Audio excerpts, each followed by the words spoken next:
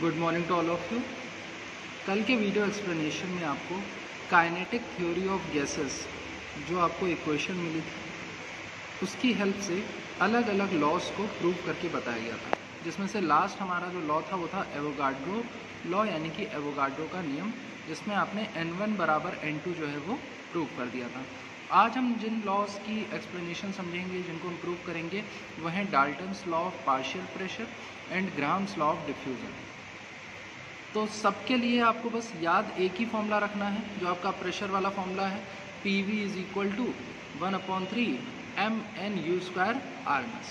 तो देखिए, Dalton's law of partial pressure क्या कहता था कि दो या दो से अधिक गैसों को जब हम एक कंटेनर में रखते थे तो उस कंटेनर का, यानी उस बर्तन का जो कुल दाब होता था वो उन अलग अलग गैसों के दाब के योग के बराबर होता था, यानी कि इंडिविजुअल गैसेस के प्रेशर के सम के इक्वल होता था।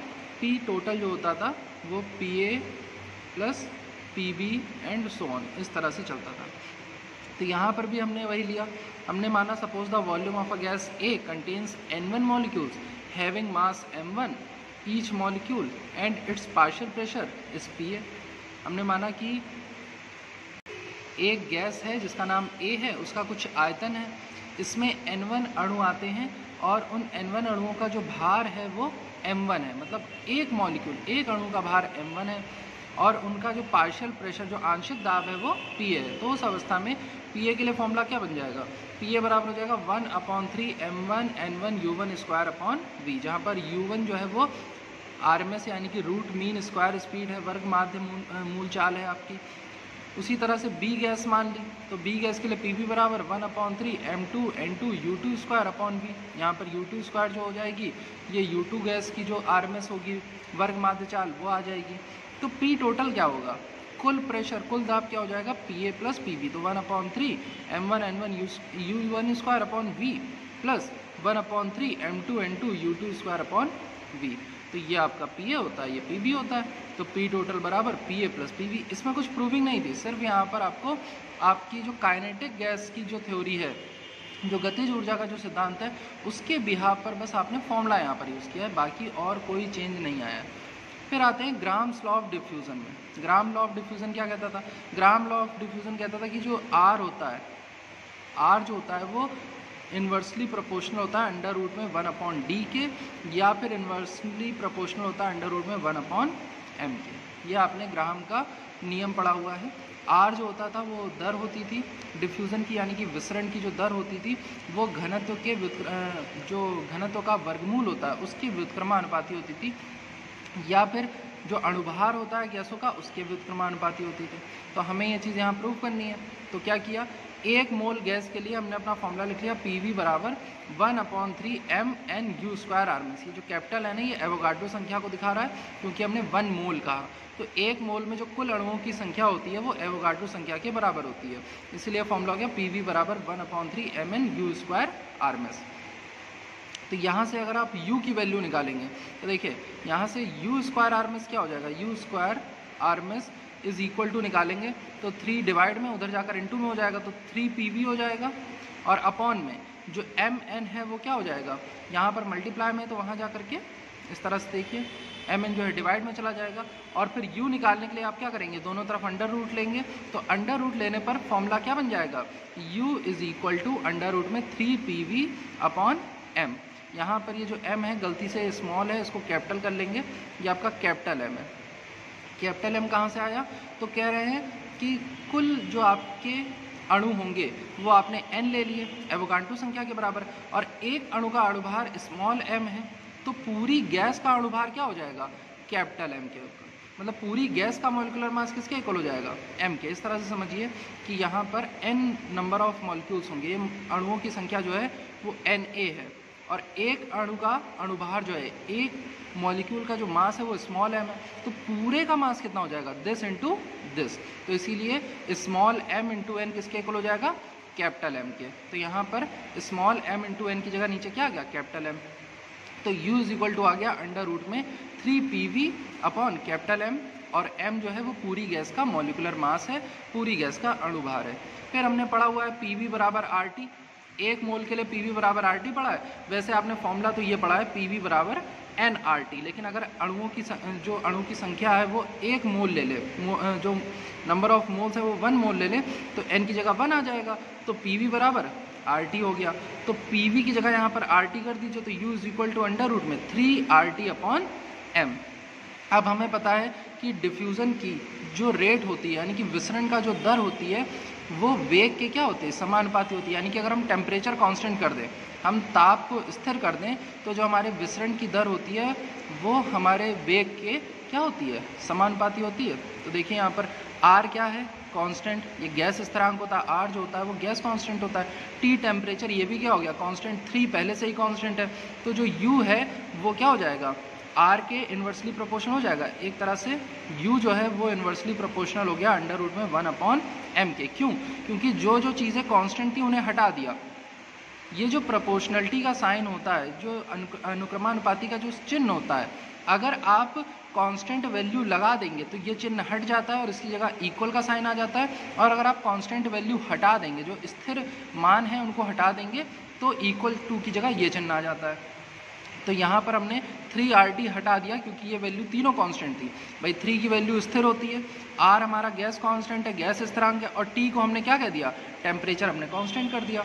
तो उसी समय U जो हो जाएगा वो क्या हो जाएगा, इन्वर्सली प्रोपोर्शनल हो जाएगा M के, हो जाएगा। और फिर हमने कह दिया कि जो R है, जो रेट ऑफ डिफ्यूज़न है, जो गैस के विसरण की दर है, वो हमारे वेग के, हमारी चाल के क्या होती है, समानुपाती होती है। तो U की जगह हमने क्या लिख दिया, R। तो यहाँ से क्या आ गया, R is inversely proportional to 1/m, या फिर R is inversely proportional to under root में 1/d। तो ये दोनों जो लॉ हैं वो यहाँ पर क्या हो जाते हैं, इससे प्रूव हो जाते हैं। और हमने डिफ्यूज़न लॉ में यही पढ़ा है, ग्राम्स लॉ ऑफ डिफ्यूज़न में, यानी कि ग्राम के विसरण के नियम में हमने यही पढ़ा है कि at a constant temperature rate of diffusion of a gas is inversely proportional to square root of its molecular mass और वेपर डेंसिटी। हिंदी में इसे कहते हैं, किसी गैस की स्थिर ताप पर विसरण की दर उसके अणुभार अथवा वाष्प घनत्व के वर्गमूल के व्युत्क्रमानुपाती होती है। और यही हमने प्रूव किया कि R जो है वो इन्वर्सली प्रोपोर्शनल है अंडर रूट 1/m के, या फिर 1/d के, d माने यहाँ पे वाष्प घनत्व से। तो ये आपके सारे लॉज जो हैं वो हमारे प्रूव हो गए हैं। इसके बाद हमारा जो नेक्स्ट टॉपिक है वो है आणविक चालों के प्रकार, यानी कि टाइप्स ऑफ मॉलिक्यूलर स्पीड। इसके लिए बस आपको ये कॉन्सेप्ट याद रखना है कि ये आपका एक बीकर है, ठीक है, इसके अंदर मॉलिक्यूल्स होते हैं। ये मॉलिक्यूल्स गैस के, बीकर बंद है लेकिन ये गैस के अणु हैं, गैस के मॉलिक्यूल हैं। और गैस के जो अणु होते हैं वो हमेशा क्या करते हैं, गति करते हैं। गैस के मॉलिक्यूल्स हमेशा मोशन करते हैं। जब ये मोशन करेंगे तो इनमें अपनी क्या होगी, कुछ स्पीड होगी, कुछ इनकी चाल होगी। तो उसी के बिहाव पर हम यहाँ पर पढ़ने वाले हैं आणविक चालों के प्रकार, यानी कि टाइप्स ऑफ मॉलिक्यूलर स्पीड्स। तो आपको 3 तरह की चालें पढ़नी है। सबसे पहली जो आपको चाल पढ़नी है वो है आपकी औसत चाल, जिसे एवरेज स्पीड कहा जाता है, U एवरेज से इसको डिनोट करते हैं। दूसरी है प्रायिकतम चाल, यानी कि मोस्ट प्रोबेबल स्पीड, UMP से इसको डिनोट करते हैं। और तीसरी आप पढ़ के आ रहे हैं वर्ग माध्य मूल चाल, रूट मीन स्क्वायर स्पीड। तो URMS तो आपको कल एक्सप्लेन किया जा चुका है, अगर किसी ने नहीं समझी है तो कल का एक्सप्लेनेशन उठा करके फिर से एक बार देख सकता है। अब ये जो तीनों स्पीड है, इनके नाम से ही आप इनका मतलब समझते चलिए। मैंने क्या कहा, मैंने कहा कि बस एक डायग्राम याद रखिए कि एक ये कंटेनर है, ये बर्तन है, इसके अंदर जो गैस भरी हुई है, गैस के बहुत सारे अणु होंगे, और इन सारे अणुओं की जो चाल है वो क्या होगी, अलग अलग होगी, डिफरेंट होगी। तो औसत का मतलब क्या होता है, औसत चाल, किसी भी चीज़ का एवरेज आप कैसे निकालते हैं, किसी भी चीज़ का एवरेज निकालने के लिए, यानी कि औसत निकालने के लिए आप उन सारी वैल्यूज़ को एक साथ क्या करते हैं, जोड़ते हैं, और फिर उनकी संख्या से उसे क्या कर देते हैं, भाग दे देते हैं। यानी कि टोटल जो भी आपकी क्वांटिटीज़ दी हुई हैं, आप उन सारी क्वांटिटीज़ को ऐड करेंगे और टोटल नंबर से क्या कर देते हैं, डिवाइड कर देते हैं। यही हमारे एवरेज निकालने का फॉर्मूला आपने मैथ्स में भी पढ़ा है, आप कहीं भी पढ़ेंगे। तो देखिए यहाँ पर माना कि हमारे जो मॉलिक्यूल हैं वो 10 मॉलिक्यूल है, मान लेते हैं 1 2 3 4 5 6 7 8 9 10, इस तरह से हमारे पास 10 अणु हैं। तो इन सब 10 अणुओं की जो चाल होगी वो U1 U2 U3 इस तरह से होगी। तो उस अवस्था में U एवरेज कैसे निकालेंगे, तो U एवरेज निकालने के लिए फॉर्मूला हो जाएगा U1 + U2 + U3 + ... UN तक। और अपॉन में n, इनकी टोटल संख्या कितनी है, n है, तो n से क्या कर दिया, डिवाइड कर दिया। और यही इसकी डेफिनेशन भी है, गैस के किसी नमूने में उपस्थित सभी अणुओं की चाल का औसत उनकी औसत चाल या एवरेज स्पीड कहलाता है। इंग्लिश में से कहेंगे the average or mean of speeds of all the molecules present in the gaseous sample is equal to the average or mean speed. आप एवरेज स्पीड ध्यान रखें, बस average speed of that gas. जैसे यहाँ पे देखिए इन्होंने माना भी है U1, U2, U3 etcetera speeds of gas molecules respectively and n is total number of gas molecules. तो उस कंडीशन में U average is equal to U1 plus U2 plus U3 dot dot dot upon में n। लेकिन अब मान लीजिए कि आपको ये वैल्यूज़ अलग अलग अणुओं की चाल नहीं पता है, तो फिर आप एवरेज स्पीड कैसे निकालेंगे, आप औसत चाल कैसे निकालेंगे? तो उस अवस्था में आपको एक फॉर्मूला याद कर लेना है, और वो फॉर्मूला है U एवरेज बराबर अंडर रूट में 8RT upon pi into m। पाई का मतलब तो आप जानते ही हैं, पाई के दो मान आपने पढ़े, 22/7 भी पढ़ा है और 3.14 भी पढ़ा है। तो इन दोनों में से कोई भी एक वैल्यू रख देंगे। m जो होगा वो पूरी गैस का अणुभार होगा, यानी पूरी गैस का मॉलिक्यूलर मास होगा। r गैस स्थिरांक है, गैस कांस्टेंट है, और t जो होगा वो टेम्परेचर होगा। तो अगर आपको ये सारी चीज़ें पता हैं तो आप जो है गैस में, जिस भी बीकर में गैस रखी हुई है, तो गैस के सारे अणुओं की जो औसत चाल है, जो एवरेज स्पीड है, वो इस फॉर्मूले से डायरेक्ट फाइंड कर सकते हैं। या फिर अगर अलग अलग अणुओं की चाल दी गई हुई है तो सबको जोड़ करके और उनकी कुल संख्या से भाग देकर, कुल नंबर से डिवाइड करके आप उनकी एवरेज स्पीड फाइंड कर सकते हैं। तो ये आपकी होती है एवरेज स्पीड, और ये उसका फॉर्मूला। फिर सेकेंड पॉइंट आते हैं मोस्ट प्रोबेबल स्पीड। इसको समझना और ईजी है। कैसे?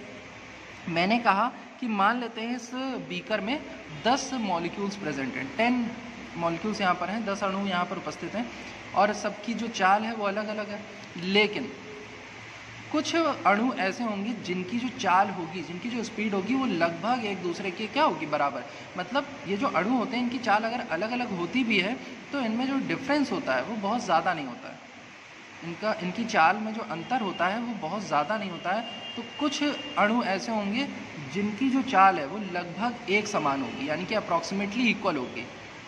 तो उस कंडीशन में सबसे ज़्यादा नंबर्स की जो सेम स्पीड होगी, सबसे ज़्यादा नंबर्स ऑफ मॉलिक्यूल्स की जो सेम स्पीड होगी, उसी को मोस्ट प्रोबेबल स्पीड कहा जाएगा। मोस्ट प्रोबेबल स्पीड को हिंदी में कहते हैं प्रायिकतम चाल। मतलब जिस चाल के होने की प्रोबेबिलिटी सबसे ज़्यादा होगी मॉलिक्यूल्स में। ऐसे समझिए कि एक मॉलिक्यूल है, उसकी 1 है, 3-4 मॉलिक्यूल है, उनकी एवरेज स्पीड 2 है, 2 मॉलिक्यूल है, उनकी एवरेज स्पीड 3 है, इस तरह से। तो सबसे ज़्यादा जो स्पीड है वो किन मॉलिक्यूल्स की है? उन मॉलिक्यूल्स की है जिनकी एवरेज स्पीड कितनी है, 2 है।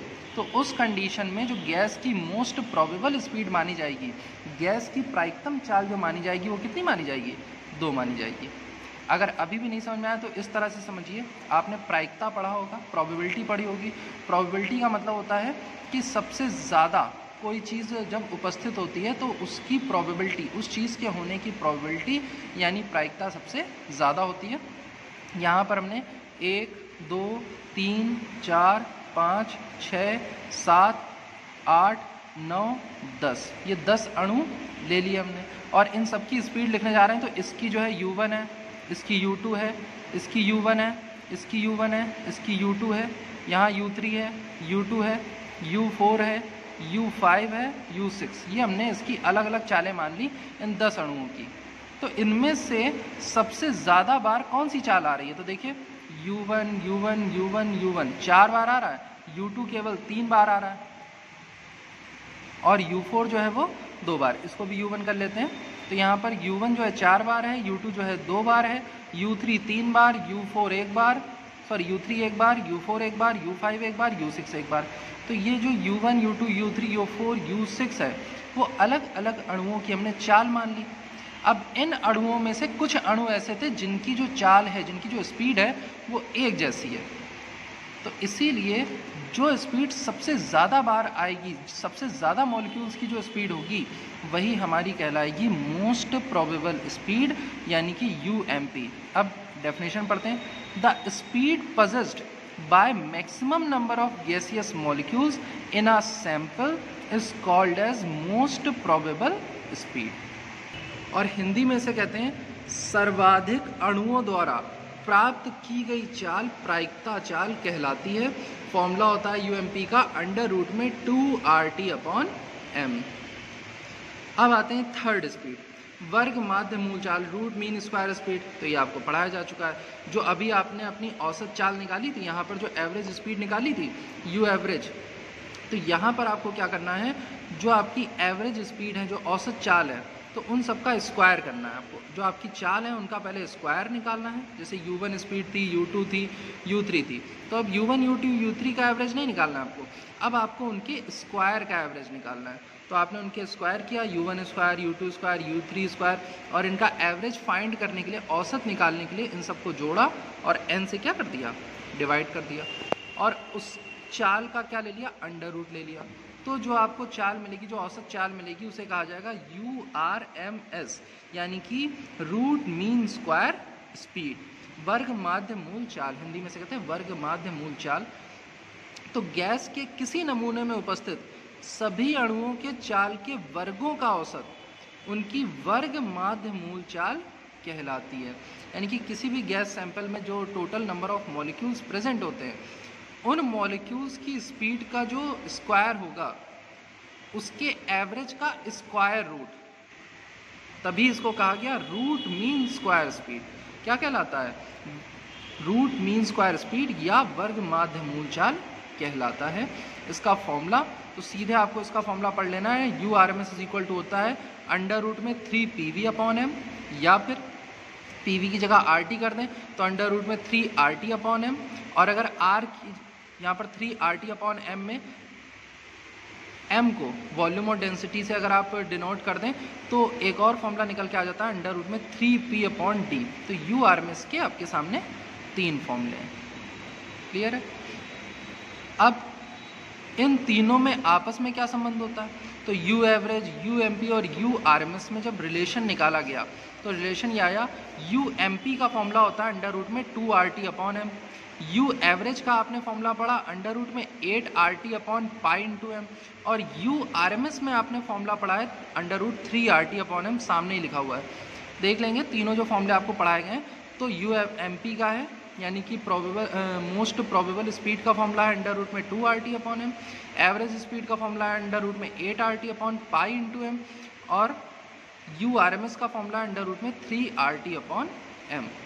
R यहाँ पर सब में गैस कांस्टेंट होगा, गैस स्थिरांक होगा, T सब का टेम्परेचर है, T सब में गैस का टेम्परेचर होगा, M जो है वो गैस का मॉलिक्यूलर मास है, यानी कि अणुभार है। तो तीनों में रिलेशन क्या निकल के आया कि इन तीनों का जो रेशियो होता है वो under root 2 ratio under root में 8/π रेशियो अंडर रूट 3 होता है। और या फिर इसको हम 1:1.128 रेशियो 1.224 लिख सकते हैं। मतलब इन सब की जो वैल्यू रखेंगे तो ये वैल्यू निकल के सामने आती है। आपको ये रेशियो याद कर लेना है और साथ में ये तीनों जो वैल्यूज़ हैं ये याद कर लेनी है। ये आपके डायरेक्ट कन्वर्जन दिए गए हैं। जैसे मान लीजिए आपको औसत चाल निकालनी है, यू एवरेज निकालना है, और आपको URMS पता है, आपको वर्ग माध्य मूल चाल पता है, और आपको औसत चाल निकालनी है। तो बस क्या कर दीजिए, URMS में 0.9213 से क्या कर देंगे, इनटू कर देंगे। इसी तरह से अगर आपको U एवरेज पता है और URMS निकालना है तो 1.085 में क्या कर देंगे, एवरेज स्पीड से इनटू कर देंगे। औसत चाल में 1.085 से इनटू कर देंगे। और अगर आपको UMP पता है, आपको मोस्ट प्रोबेबल स्पीड पता है, तो आप उसमें 1.224 से इनटू करके URMS क्या कर सकते हैं, फाइंड कर सकते हैं। तो ये 3 रिलेशन है, इनकी हेल्प से आप तीनों चालें, जो भी चाल आपसे पूछी जाए, आप वो क्या कर सकते हैं, निकाल सकते हैं। ये सिर्फ आपका मैथमेटिकल कॉन्सेप्ट है। अगर फिर भी किसी को नहीं समझ में आएगा तो क्या कर सकता है, पूछ सकता है। आपके आज के एक्सप्लेनेशन को यहीं पर रखा जा रहा है, यहीं तक आप इसको समझिए, इसको करिए सॉल्व और पढ़िए। कल आपको एक्सप्लेन किया जाएगा आदर्श गैस व्यवहार से विचलन, यानी कि deviation from idol gas behaviour, जिसमें आपको बताया जाएगा कि हमारे आसपास एटमॉस्फेयर में जो गैसेस पाई जाती हैं वो, और जो हमने आदर्श गैस के समीकरण निकाले, मतलब कि एक आइडल गैस क्या होती है, हमने कहा कि जो हमारे सारे गैसियस लॉ को फॉलो करे, ऐसी गैस जो सारे गैसीय नियमों को क्या करे, संपादित करे, उनको पूरा करे, तो उस गैस को हम आदर्श गैस मानते हैं, उसे आइडल गैस मानते हैं।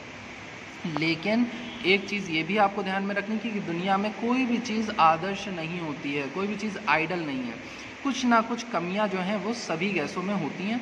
तो यहाँ पर आपको यही पढ़ाया जाएगा कि हमारे आसपास की गैसों में, हमारे आसपास जो गैसें उपस्थित हैं उनमें एक आदर्श गैस की तुलना में क्या क्या विचलन होते हैं। हमारे आसपास की जो गैसेस हैं उनको रियल गैसेस कहा जाता है। उनको क्या कहते हैं?